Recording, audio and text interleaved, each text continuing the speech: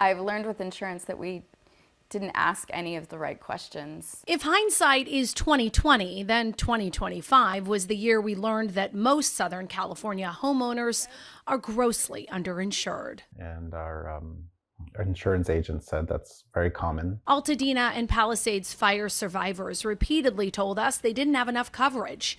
And so 2026, insurance experts say, should be the year Californians make sure they can rebuild if their home is destroyed by a wildfire or other natural disaster. How much at the minimum should they have for coverage to cover the square feet of your home? So I'm saying at this point what we're looking at, and this will change all the time, you don't want to be under maybe $400 or $500 a square foot, period. But insurance expert Carl Sussman says it can be cost prohibitive for some to increase coverage to that level. And it's a bit of a tug of war, right? Everybody wants to spend as little as they can on insurance until there's a claim.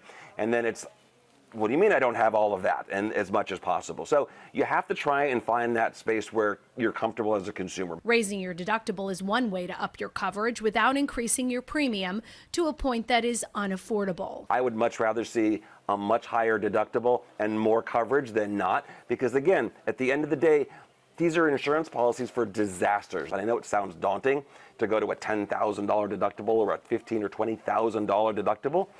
But when you're looking at the house being rebuilt from scratch, all of a sudden it's, yeah, fine. And that can make a serious dent in your premium. And whether you're a homeowner or a renter, Sussman advises everyone to have a digital inventory of everything inside their home. Take cell phone video of each room so you know what you lost in the event of a fire.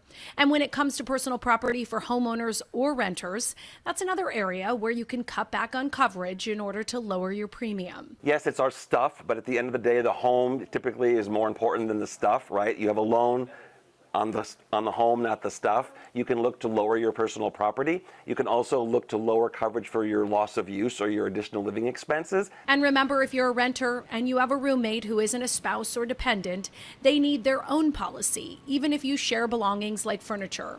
Finally, now is the time to shop around. Sussman says insurers are beginning to return to the California marketplace in 2026. Mercury, for instance, just committed to writing 38,000 new homeowners policies. And they're going to be giving substantial discounts for things that we do to make the home safer. For example, doing things like keeping trees off of your roof, keeping the vines from crawling up the side of your house, keeping things like that done to make your house less likely to burn, instead of it saving you 3 or 4% on your premium where it's okay, but that's not going to change your behavior. You could be looking at 20% off, 30% off.